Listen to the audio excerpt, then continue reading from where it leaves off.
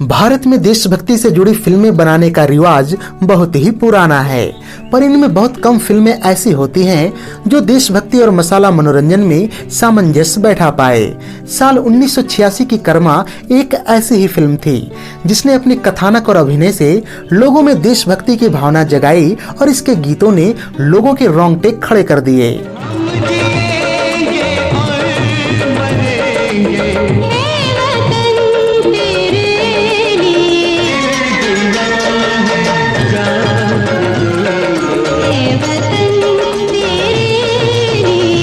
मुक्ता arts limited के banner तले इस फिल्म का निर्माण, निर्देशन व कहानी लेखन किया था सुभाष घई ने तथा इसकी पटकथा लिखी थी सचिन भौमिक ने और संवाद लिखे थे कादर खान ने। तकरीबन 3.25 घंटे की लंबाई वाली इस फिल्म को रिलीज किया गया था 8 अगस्त 1986 को तथा इसके प्रमुख कलाकारों में शामिल थे दिलीप कुमार, नूतन, अनिल कपूर, जैकी श्रॉफ, नसीरुद्दीन शाह, श्रीदेवी, पूनम ढिल्लन, अनुपम खेर, शक्ति कपूर, दारा सिंह, टॉम अल्टर, बिंदु आदि। फिल्म कर्मा अपने अविस्मरणीय गीत संगीत के लिए भी जानी जाती है, जिनके धुन तैयार किए थे लक्ष्मीकांत प्यारेलाल ने तथा इनके बोल लिखे थे आनंद बख्शी ने। फिल्म में कुल 8 सुमधुर गीत रखे गए थे, जिनके बोल थे मैंने रब से तुझे मांग लिया, मेरा कर्मा तू, ऐ वतन तेरे लिए, ना जइयो परदेश, ऐ मोहब्बत तेरी दास्तां के लिए, दे दारू, ऐ सनम तेरे लिए और फिल्म का शीर्षक गीत क्या था तेरा कर्मा। फिल्म के इन सुमधुर गीतों में अपनी आवाज दी थी किशोर कुमार, महेंद्र कपूर, मनहर उदास, मोहम्मद अजीज, सुरेश वाडकर, सुखविंदर सिंह, अरुण बख्शी, दिलीप कुमार, कविता कृष्णमूर्ति, अनुराधा पौडवाल आदि ने। चलिए अब जान लेते हैं फिल्म से जुड़ी 15 खास अनसुनी बातें। फैक्ट नंबर 1, फिल्म कर्मा का बजट था तकरीबन 2.5 करोड़ रुपए और यह बॉक्स ऑफिस पर 7 करोड़ रुपए की कमाई करके सुपरहिट रही। अगर इस साल की सबसे ज्यादा कमाई करने वाली शीर्ष 3 फिल्मों की बात करें तो पहले नंबर पर रही फिल्म कर्मा, दूसरे नंबर पर रही फिल्म नगीना जिसने 4 करोड़ 75 लाख रुपए की कमाई की और ब्लॉकबस्टर साबित हुई, तथा तीसरे नंबर पर रही फिल्म आखिरी रास्ता जो कि 4 करोड़ 25 लाख रुपए की कमाई की और सेमी हिट रही। Fact number 2, film Karma Dilip Kumar और सुभाष घई की साथ में दूसरी फिल्म थी। इससे पहले दोनों साल 1982 की फिल्म विधाता में काम कर चुके थे। इन 4 सालों में दिलीप कुमार की अन्य सभी फिल्में मसलन मजदूर, दुनिया, मशाल, धर्म अधिकारी आदि असफल रहीं और उनके स्टारडम पर एक बार फिर से खतरा मंडराने लगा, जो काफी हद तक फिल्म कर्मा से टल गया। फैक्ट नंबर 3, सुभाष घई की 2 फिल्मों कर्मा और विधाता में कई समानताएं देखी जा सकती हैं। मसलन दोनों ही फिल्मों में दिलीप कुमार की प्रमुख भूमिका थी। दोनों ही फिल्मों में उनका बेटा एक पुलिस अफसर होता है जिसे खलनायक मार देता है। इसके अलावा डॉक्टर डैंग का किरदार जो कर्मा फिल्म से काफी लोकप्रिय हुआ, दरअसल इस नाम का इस्तेमाल पहली बार फिल्म विधाता में देखने को मिलता है, जहां वह एक छोटा सा नकारात्मक किरदार होता है। फैक्ट नंबर 4, जब साल 1985 में फिल्म कर्मा का मुहूर्त आयोजित किया गया था, तब तक श्रीदेवी के अलावा इसकी अन्य दूसरी अभिनेत्री का चयन नहीं हुआ था। ऐसे में उस समय की सारी चोटी की अभिनेत्रियां फिल्म के मुहूर्त में इस आशा से शरीक हुई कि उन्हें वो रोल मिल जाएगा। इन अभिनेत्रियों में डिम्पल कपाड़िया, मीनाक्षी शेषाद्री, पूनम ढिल्लन, सलमा आगा, पद्मिनी कोल्हापुरे आदि शामिल थीं और इनमें से आखिरकार बाजी मार गई पूनम ढिल्लन। फैक्ट नंबर 5, भले ही कर्मा पूनम ढिल्लन के कैरियर की सबसे बड़ी हिट फिल्म साबित हुई हो, फिर भी उन्हें काफी आलोचनाओं का सामना करना पड़ा था। दरअसल पूनम ढिल्लन को समीक्षकों द्वारा गूंगी गुड़िया बुलाया जाता था, क्योंकि वो अपनी फिल्मों में अक्सर शो पीस के रूप में ही नजर आती थीं। ऐसे में उन्होंने बयान दिया था कि वो बेसिर पैर की भूमिकाएं करके थक गई हैं और अब वो मीना कुमारी जैसी भूमिकाएं नहीं करना चाहती। इसी कारण साल 1986 में पूनम ढिल्लन ने एक चादर मैली सी और सवेरे वाली गाड़ी जैसी संजीदा फिल्में भी की। बात करें फिल्म कर्मा की तो इसमें उनकी भूमिका को देखकर समीक्षकों ने कहा था कि पूनम ढिल्लन ने एक बार फिर ऐसी मूर्खतापूर्ण भूमिका करके अपने प्रशंसकों को निराश किया है।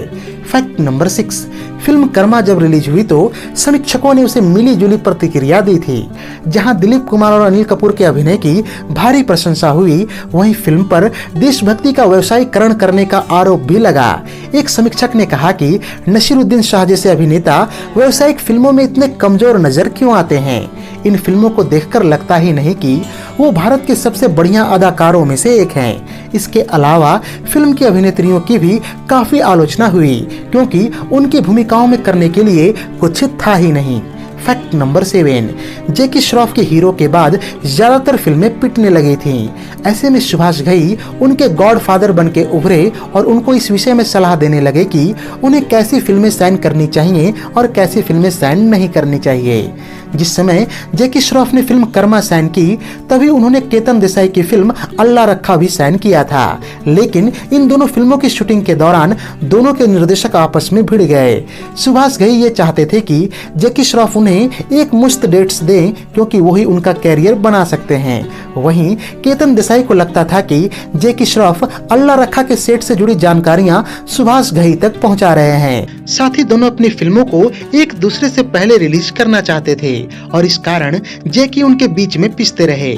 आखिरकार अल्लाह रखा पहले रिलीज हुई और पिट गई, जिस कारण जैकी श्रॉफ के बड़े बजट की ब्लॉकबस्टर फिल्म देने का सपना टूट गया।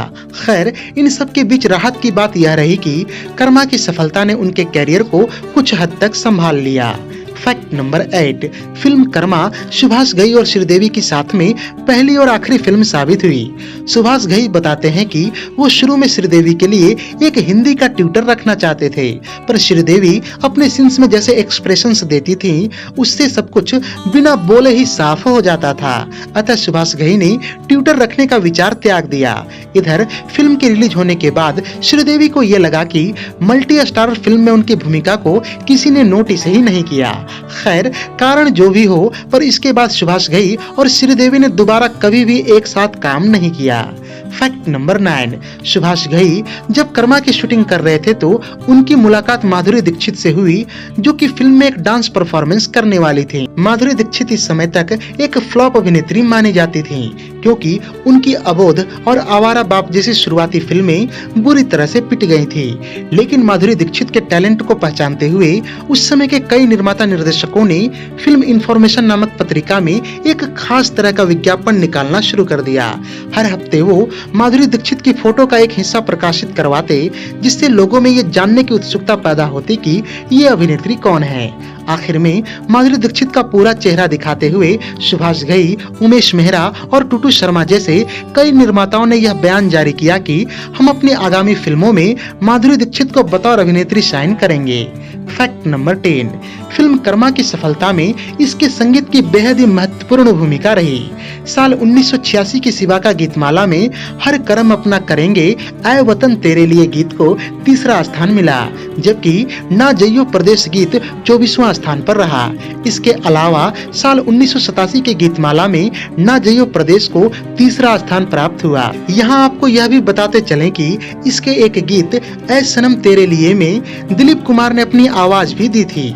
दरअसल साल 1987 की फिल्म मुसाफिर और 1974 की फिल्म सगीना के बाद ये तीसरा अवसर था जब दिलीप कुमार ने किसी गीत में अपनी आवाज दी थी। फैक्ट नंबर 11, साल 1986 श्रीदेवी और अनिल कपूर के लिए एक बेहतरीन साल साबित हुआ। जहां श्रीदेवी ने उस साल की लगभग सभी बड़ी हिट फिल्मों में काम किया था, वहीं अनिल कपूर उस साल की 3 हिट फिल्मों का हिस्सा रहे और इसी कारण फिल्म की सफलता का बड़ा श्रेय इनके स्टारडम को दे दिया गया। उधर जैकी श्रॉफ को उम्मीद थी कि वो इस साल स्टार बन जाएंगे। इस कारण उन्होंने सारे बड़े निर्देशकों के साथ फिल्में साइन की, जिनमें चेतन आनंद, बापू, सुभाष घई, रवि चोपड़ा, असीम सामंता और केतन देसाई शामिल थे। पर सुभाष घई की फिल्म कर्मा के अलावा अन्य सारे निर्देशकों की फिल्में एक लाइन से फ्लॉप हो गई, जिस कारण जैकी श्रॉफ के स्टारडम को काफी धक्का लगा। फैक्ट नंबर 12, जब फिल्म में अनुपम खेर को बतौर विलेन साइन किया गया तो इसके डिस्ट्रीब्यूटर्स को संदेह हुआ कि क्या वो हिंदी मसाला फिल्मों के खलनायक की छवि पर फिट बैठेंगे। दरअसल अनुपम खेर ने अपने कैरियर की शुरुआत कला फिल्मों से की थी और तब तक उन्होंने व्यावसायिक फिल्मों में बहुत ज्यादा भूमिकाएं नहीं की थी, पर यही बात उनके पक्ष में गई कि इन फिल्मों में उनकी इमेज कोई खास नहीं बनी थी। खैर, इससे 1 साल पहले आई अर्जुन और वफादार जैसी फिल्मों में उन्होंने नकारात्मक भूमिकाएं निभाकर ये बता दिया था कि वो ऐसी भूमिकाएं भी कर सकते हैं। फैक्ट नंबर 13, फिल्म की आउटडोर शूटिंग के दौरान दिलीप कुमार जैकी श्रॉफ से खासे नाराज हो गए थे। दरअसल फिल्म के एक दृश्य में जैकी श्रॉफ और दिलीप कुमार चलते चलते एक दूसरे से वार्तालाप करते हैं। इस दृश्य के लिए जैसे ही जैकी श्रॉफ संवाद बोलने के लिए अपना मुंह खोलते, उन्हें हंसी आ जाती और वो हंसने लगते। जब बार बार सीन कटने लगा तो दिलीप कुमार कुछ नाराज हो गए। ऐसे में सुभाष घई ने बड़े कड़ाई से पूछा कि क्या बात है जैकी। तब जैकी श्रॉफ ने बताया कि अनिल कपूर जो इस दृश्य में फ्रेम में नहीं है, वो पीछे से अजीबोगरीब मुंह बनाकर उनका ध्यान भटका रहे हैं। फैक्ट नंबर 14, फिल्म के लोकप्रिय गीतों में से एक दे दारू पर सेंसर बोर्ड ने कड़ी आपत्ति जताई थी। साथ ही इसे रेडियो पर भी बैन कर दिया गया था। सेंसर बोर्ड के कहने पर जब गाने के बोल में बदलाव लाए गए तब कहीं जाकर इसे शामिल किया जा सका था। गौरतलब है कि यह सुभाष घई की दूसरी फिल्म थी जिसके गाने पर सेंसर बोर्ड ने आपत्ति जताई थी। इससे पहले फिल्म विधाता के गीत 7 सहेलियां खड़ी खड़ी पर भी आपत्ति जताई गई थी। खैर, फिल्म कर्मा के 7 सालों बाद आई फिल्म खलनायक के गीत चोली के पीछे क्या है पर भी सेंसर बोर्ड और कई राजनीतिक पार्टियों ने आपत्ति जताई थी। फैक्ट नंबर 15, 80 के दशक में क्लासिक फिल्म शोले के कई रीमेक बनाए गए थे। फिल्म कर्मा के रिलीज से 1 साल पहले 1985 में आंधी तूफान नामक फिल्म आई थी, जिसके कथानक भी काफी हद तक शोले जैसा ही प्रतीत होता है। इसके अलावा अनिल कपूर इस समय शोले से प्रभावित एक और फिल्म में काम कर रहे थे जो कि 1989 में जाकर रिलीज हुई, नाम था जोशीला। खैर, यहाँ ये जानना भी बड़ा दिलचस्प हो जाता है कि नसीरुद्दीन शाह ने शोले फिल्म की काफी आलोचना की थी, लेकिन फिर भी उन्होंने शोले से प्रभावित फिल्म में काम किया। जब नसीरुद्दीन शाह से पूछा गया कि उन्होंने कर्मा जैसी व्यावसायिक फिल्म को क्यों स्वीकृति दी तो उन्होंने कहा था कि कलात्मक फिल्मों के निर्माताओं ने उनसे लगभग मुफ्त में ही काम करवाया है, साथ ही उनके नाम का इस्तेमाल अपनी फिल्में बेचने में किया, लेकिन अब वो व्यावसायिक फिल्मों में काम करके पैसा कमाना चाहते हैं। इस कारण नसीरुद्दीन शाह ने कई व्यावसायिक फिल्मों में काम करना शुरू किया, जिनमें कई फिल्में बड़े हिट भी साबित हुई, जैसे कि 1985 की गुलामी, 1986 की कर्मा, 1987 की जलवा आदि। तो ये थी साल 1986 की सबसे बड़ी हिट फिल्म कर्मा पर हमारी एक विशेष प्रस्तुति। उम्मीद है कि यह वीडियो आपको बेहद ही पसंद आई होगी। अगर वीडियो पसंद आई हो तो इसे लाइक और शेयर भी कर दें। साथ ही शिकायतों और सुझावों के लिए कमेंट बॉक्स खुला हुआ है। अपनी अमूल्य राय हमें अवश्य दें। धन्यवाद।